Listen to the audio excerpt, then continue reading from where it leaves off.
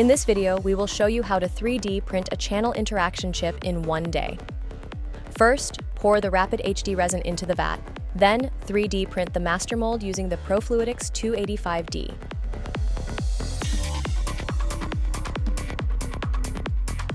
After printing, clean it with IPA. Next, cast PDMS onto the master mold and place it in a lab oven for 60 minutes.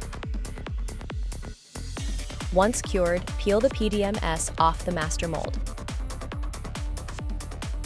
Finally, plasma bond the PDMS to a glass slide.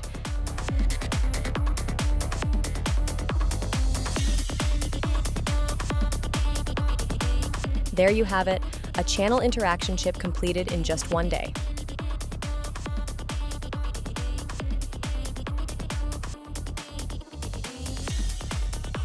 Your research at benchside.